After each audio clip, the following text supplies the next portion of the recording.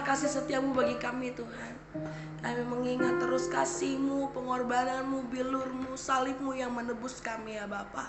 Terima kasih ya Tuhan Yesus. Hari ini kami mau diingatkan Tuhan melalui renungan pada hari ini. Kau berbicara atas setiap kami ya Tuhan. Dalam nama Tuhan Yesus kami berdoa dan mengucap syukur. Haleluya. Amin. Shalom Bapak Ibu dan Saudara-saudari. Kita bertemu kembali di dalam perenungan intim dengan Allah, yang pada kesempatan ini akan membahas mengenai topik tetap taat dalam penderitaan. Firman Tuhan yang akan kita pelajari bersama terdapat pada Filipi 2 ayatnya yang ke-5 sampai dengan ayatnya yang ke-9. Demikian firman Tuhan di dalam Filipi 2 ayatnya yang ke-5 sampai dengan 9. Hendaklah kamu dalam hidupmu bersama menaruh pikiran dan perasaan yang terdapat juga dalam Kristus Yesus, yang walaupun dalam rupa Allah tidak menganggap kesetaraan dengan Allah itu sebagai milik yang harus dipertahankan, melainkan telah mengosongkan dirinya sendiri dan mengambil rupa seorang hamba dan menjadi sama dengan manusia. Dan dalam keadaan sebagai manusia, ia telah merendahkan dirinya dan taat sampai mati, bahkan sampai mati di kayu salib. Itulah sebabnya Allah sangat meninggikan dia dan mengaruniakan kepadanya nama di atas segala nama. Bapak, Ibu, dan saudara-saudari, secara natural tidak ada seorang pun yang mau menderita. Semua orang pada umumnya ingin bahagia, baik bahagia menurut pandangan umum dunia ini atau bahagia dengan caranya sendiri. Intinya sama, ingin bahagia dan tidak ingin menderita. Tetapi hidup ini bukanlah selalu seperti cerita dongeng mengenai kebahagiaan. Hidup ini penuh dengan pergumulan dan penderitaan, walau kita masing-masing menghadapinya dalam porsi dan dengan cara yang berbeda.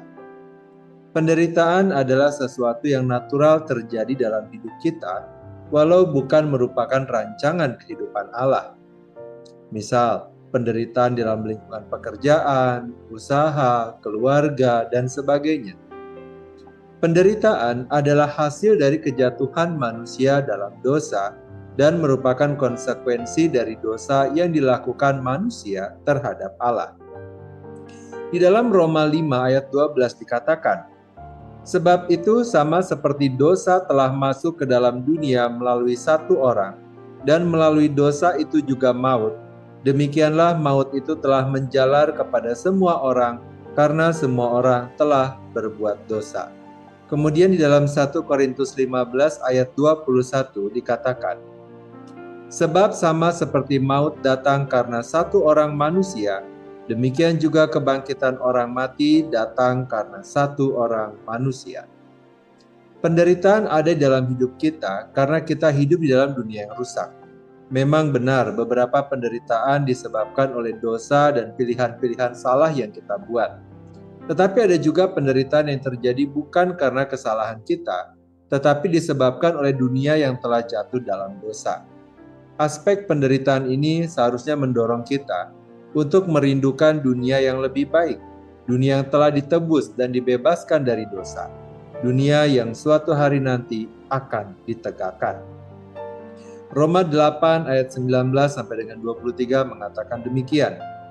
Sebab dengan sangat rindu seluruh makhluk menantikan saat anak-anak Allah akan dinyatakan. Karena seluruh makhluk telah ditaklukkan kepada sia-siaan, bukan oleh kehendaknya sendiri, tetapi oleh kehendak Dia yang telah menaklukkannya. Tetapi dalam pengharapan, karena makhluk itu sendiri juga akan dimerdekakan dari perbudakan, kebinasaan, dan masuk ke dalam kemerdekaan dan kemuliaan anak-anak Allah. Sebab kita tahu bahwa sampai sekarang segala makhluk bersama-sama mengeluh dan sama-sama merasa sakit bersalin. Bukan hanya mereka saja, tetapi kita yang telah menerima karunia Roh, kita juga mengeluh dalam hati sambil kita menantikan pengangkatan sebagai anak, yaitu pembebasan tubuh kita. Salah satu respon yang paling umum adalah kepahitan. Kebencian yang mendalam atas rasa sakit dari penderitaan yang kita alami. Meskipun penderitaan dapat menabur benih kepahitan dan kebencian, namun bukan itu cara orang Kristen seharusnya meresponnya. Sebaliknya kita dipanggil untuk melihat penderitaan sebagai bagian dari kehidupan yang dimaksudkan untuk membuat kita tidak puas dengan dunia yang telah jatuh ke dalam dosa ini dan memiliki kerinduan akan kebahagiaan kekal di dalam persekutuan abadi dengan Bapa di surga. Bapak, Ibu, dan saudara-saudari, penderitaan bukanlah tanpa tujuan. Tuhan secara berdaulat menggunakan keadaan untuk mengajarkan pelajaran yang penting bagi kita atau untuk mencapai kehendak-Nya. Kita dapat melihat hal ini dalam situasi sulit yang dialami Yusuf di dalam kitab Kejadian 37 sampai dengan 50. Dalam kitab Kejadian 50 ayat 20 disampaikan bahwa penderitaan yang dialami Yusuf membuat banyak orang diselamatkan. Contoh lainnya adalah pernikahan Hosea dengan Gomer, seorang wanita yang tidak setia. Hosea menderita sebagai cerminan bukti kasih Allah kepada manusia yang terus-menerus berdosa. Penderitaan dan tragedi mungkin sekali sangat sulit untuk dipahami. Tetapi terkadang Tuhan menggunakan bencana duniawi sebagai sarana perubahan, memanggil orang untuk bertobat. Penderitaan seharusnya membuat semua orang bertanya, apakah saya siap untuk bertemu dengan Tuhan? Penderitaan juga mengajarkan kita untuk mencari dan mempercayai Allah. Pemazmur mengatakan bahwa penderitaannya adalah baik, karena penderitaan itu membuatnya semakin setia dan mengajarkan perintah-perintah Allah kepadanya.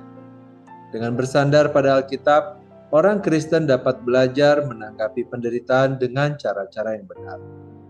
Penderitaan juga mendewasakan dan memperlengkapi kita. Di tengah-tengah pencobaan yang begitu berat, mungkin sulit untuk tetap taat kepada firman Allah dan mengembangkan iman yang dewasa. Karakter apapun yang telah terbangun dalam kehidupan seorang Kristen sebelum mengalami penderitaan, cenderung akan muncul selama penderitaan. Tetapi pelajaran yang didapat dari penderitaan dapat memperlengkapi orang percaya untuk menjalani hidup dan melayani Tuhan pada waktu mendatang. Ketika kita menghadapi pencobaan dan kesengsaraan, kita mendapati bahwa Tuhan tetap setia. Kita akan memiliki pengalaman langsung untuk menguatkan orang lain di dalam penderitaan yang mereka hadapi. Ketika anak-anak Tuhan terluka, Tuhan dapat menguatkan mereka untuk membuat pilihan yang bijaksana dan menginginkan kehendak Tuhan lebih dari apapun. Tetapi Bapak, Ibu, dan saudara-saudari, bagaimana mungkin kita dapat melakukan hal ini? Di dalam Filipi 2 ayat 5 sampai dengan 8, Rasul Paulus mengajarkan kita agar kita meneladani Tuhan Yesus. Pertama, dengan tidak berfokus kepada kepentingan dan diri kita sendiri, egoisme dan egosentris kita sendiri yang harus dipertahankan dan diutamakan, sebagaimana Yesus juga menganggap kesetaraannya dengan Allah sebagai milik yang harus dipertahankan. Kedua, merendahkan diri di hadapan Allah dan taat kepada Allah sebagaimana Kristus telah merendahkan dirinya dan taat sampai mati, bahkan sampai mati di kayu salib. Ketiga, datang kepada Yesus di dalam doa dan kekudusan, memohonkan kekuatan dan kelegaan kepada Yesus. Matius 11 ayat 28.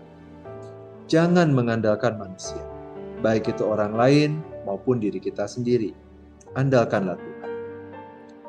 Bapak, Ibu, dan saudara-saudari, salah satu penderitaan yang dihadapi oleh Tuhan Yesus adalah ketika berada di dalam Taman Getsemani pada malam di mana Ia akan diserahkan. Pengalaman ini merupakan pencobaan yang terbesar dan pergumulannya adalah atas kehendak-Nya sendiri. 3 kali Ia berdoa, "Ya Bapakku, jikalau sekiranya mungkin, biarlah cawan ini lalu daripadaku. Tetapi janganlah seperti yang ku kehendaki, melainkan seperti yang Engkau kehendaki." Matius 26 ayat 31. Cawan itu adalah pengadilan dan penghukuman atas dosa-dosa umat manusia. Pergumulan itu begitu hebatnya, hingga akhirnya peluhnya menjadi seperti titik-titik darah yang bertetesan ke tanah. Tetapi Yesus tetap setia. Ia tetap taat. Ketaatan seperti inilah yang Tuhan inginkan kepada kita, sebagaimana disampaikan melalui Paulus di dalam Filipi 2 ayat 5 sampai dengan 9. Tetaplah taat di dalam penderitaan. sebagaimana Yesus taat di dalam penderitaan yang ditanggungnya dengan setia. Mari kita berdoa. Bapa yang baik, kami berterima kasih dan bersyukur kepadamu untuk firman Tuhan dan perenungan yang telah kami dengar pada hari ini. Kami menyadari bahwa setiap kami sebisa mungkin akan berusaha menghindari penderitaan dengan cara apapun juga.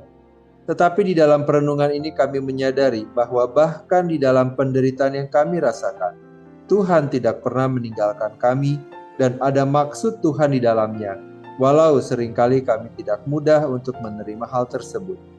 Oleh karena itu kami berdoa ya Tuhan, berikanlah kepada kami hikmat dan kekuatan yang kami perlukan, untuk kami dapat terus bertahan dan terus berjalan di dalam proses hidup yang kami jalani, agar kami dapat semakin sesuai dengan apa yang Tuhan rancangkan bagi setiap kami. Berkatilah juga ya Tuhan setiap keluarga, kerabat, teman, dan setiap anak-anak Tuhan yang saat ini sedang mengalami pergumulan atau penderitaan tertentu.